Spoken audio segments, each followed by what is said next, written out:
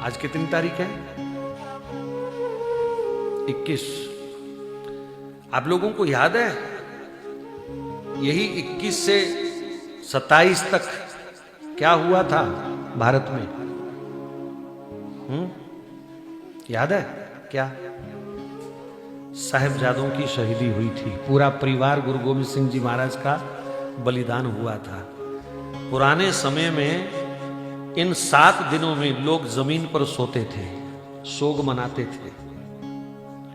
लेकिन आज कैसा गंदा समय आ गया।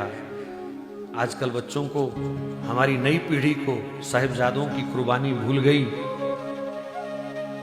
माता गुजरी की कुर्बानी भूल गई और सब अब 1-2 दिन में क्रिसमस के नशे में कूद जाएंगे, पटाखे फोड़ेंगे, दारू पिएंगे, आतिशबाजी करेंगे, महंगे महंगे होटलों में घूमने जाएंगे। क्रिसमस याद है उनको, लेकिन जिन लोगों की कुर्बानी के सदका आज हम जिंदा हैं, उनको ये समाज भूल चुका है। इससे बड़ी शर्म की बात और क्या हो सकती है? चारों साहिबजादे शहीद हुए, कितनी बेरहमी से उनको शहीद किया गया, आप सब जानते हैं। उस दादी का क्या हाल हुआ होगा जिसके सामने छोटे छोटे बच्चे मार दिए गए। वो उस गम को सहन ना कर पाई। उस ठंडे बुर्ज में कभी जाके देखना, फतेहगढ़ साहिब में वो ठंडा बुर्ज आज भी है। कैसे ये पोष की रातें उन्होंने बिताई होंगी। मोतीराम मेहरा, उसने किसी मुस्लिम सैनिक को थोड़ी रिश्वत दी, वो भी उसी सेना में था। उसने कहा यार बच्चे हैं, थोड़ा दूध तो मिल जाए उनको गरम गरम इतनी ठंड में।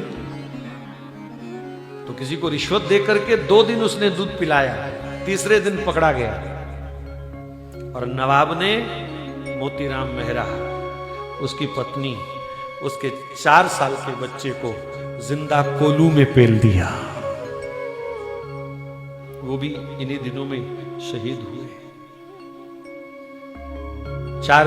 दोनों बच्चों का, छोटे साहिबजादों का संस्कार करने के लिए नवाब जगह नहीं दे रहा था, लाश नहीं दे रहा था। टोडरमल खड़ा हुआ। नवाब ने शर्त रखी, सोना बिछा, जितनी जमीन चाहिए उतनी जमीन पर सोने की अशरफियां बिछा। पत्नी से बात करी, भगवान कृष्ण के दोनों मानने वाले जो घर में था सब ले आए। छोटे छोटे उनके बच्चे, उन्होंने बुगनी तोड़ करके अपनी अशरफियां दी और उसने आकर के बिछा दी। लेकिन नवाब फिर बेईमान हो गया। टोडरमल, बिछाने के लिए नहीं कहा था, खड़ी खड़ी रख, खड़ी करके बिछा, ऐसे लंबी नहीं। जो था जमीन जायदाद तुरंत उसने बेच बाच करके वो जमीन पूरी करी। दुनिया में आज भी प्रॉपर्टी के रेट कितने भी हो जाएं, पर उससे महंगी जमीन कभी नहीं मिली थी। कैसे अपने कंधे पर उसने छोटे छोटे बच्चों को उठाया, माताजी को उठाया, रातों रात संस्कार किया और बाद में उसको भी पूरे परिवार सहित उन गंदे दुष्ट मुगलों ने समाप्त कर दिया। ये वो दिन जा रहे हैं। लेकिन मेरी पीड़ा ये है कि आज का समाज जिनके कारण जिंदा है, हम उनको तो भूल गए, और जिन्होंने हमें तिल तिल करके काटा मारा उनको हम याद रखते हैं, उनके हम जश्न मनाते हैं। इससे बड़ी गिरावट समाज की और क्या हो सकती है। तुलसी का पौधा जो शास्त्रों में तो पूजनीय है ही, औषधि के रूप में भी जिसकी कोई तुलना नहीं है किसी के साथ, हर प्रकार के रोगों पर जिसका प्रभाव है। तुलसी मुख में हो, गले में हो तो यमदूत स्पर्श नहीं कर सकता। ऐसी तुलसी जी को छोड़ करके बाजार से नकली प्लास्टिक का पेड़ लाएंगे क्रिसमस मनाने के लिए। कल मैं निकला तो उन्होंने सजा सजा के रखे हुए थे क्रिसमस के पेड़। ऑक्सीजन देता है क्या वो? चाय में 2 पत्ते तोड़ के डाल के पिया करो, कैंसर ना हो जाए तो बताना। वो प्लास्टिक का पेड़ लोग घर में सजाएंगे हैं?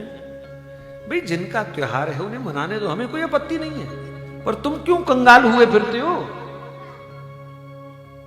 तुम क्यों बर्बाद हो रहे हो नकल करने में? जब तुम्हारे पास तुलसी जैसा पवित्र पौधा है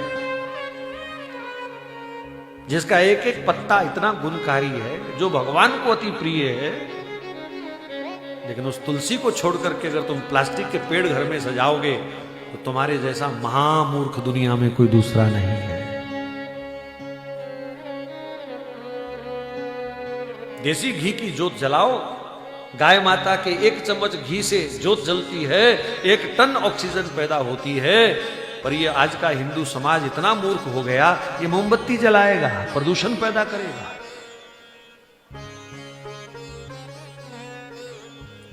तो जिनका त्योहार है भैया उनको मुबारक।